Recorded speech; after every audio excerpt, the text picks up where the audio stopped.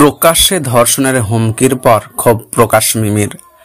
আরজিকর হাসপাতালে নারী চিকিৎসককে ধর্ষণের পর হত্যার ঘটনার অপরাধীদের বিচারের দাবিতে শুরু থেকেই সবর ছিলেন অভিনেত্রী মিমি চক্রবর্তী। সামাজিক যোগাযোগ মাধ্যমে একের পর এক স্ট্যাটাস দিয়ে নারীদের নিরাপত্তার দাবি জানিয়েছেন তিনি। এরই মধ্যে এক স্ট্যাটাসে এই অভিনেত্রী বলেন, নারীদের রাতে দ্রুত ঘরে ফিরতে না বলে পুরুষদের ফিরতে বলুন যদি তাদের কারণেই একজন নারী নিরাপত্তা নিয়ে প্রশ্ন ওঠে। ধর্ষক ও হত্যাকারীদের বিচারের দাবিতে এমন সবর হওয়ার পরেই প্রকাশ্যে ধর্ষণের হুমকি পেলেন এই অভিনেত্রী। সামাজিক যোগাযোগ মাধ্যমে ইতিমধ্যে বিষয়টি সামনে এনে প্রতিবাদ জানিয়েছেন তিনি। হিন্দুস্তান টাইমসের প্রতিবেদন অনুযায়ী ধর্ষণের হুমকি দেওয়ার একটি স্ক্রিনশট সামাজিক যোগাযোগ মাধ্যমে পোস্ট করে ক্ষোভ ও হতাশা প্রকাশ করেছেন মিমি। সেই অ্যাকাউন্ট থেকে লেখা হয়, মিমি শুধু একটা মেয়ে বলে তার জন্য খারাপ ভাষা ব্যবহার করতে পারছে না। আজ যদি এই ঘটনা মিমির সঙ্গে ঘটতো তাহলে কি করতিস?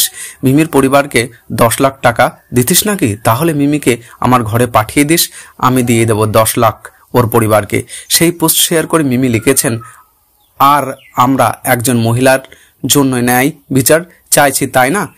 অনেকের মধ্যে কিছুজন এখন ধর্ষণের হুমকিকেও নর্মালাইজ করে ফেলেছে এই বিষাক্ত পুরুষ সমাজ। একই সঙ্গে ভিড়ের মধ্যে মিশে গিয়ে বলেছে যে তারা নাকি মেয়েদের পাশে আছেন। এটা কোন শিক্ষার পরিচয়?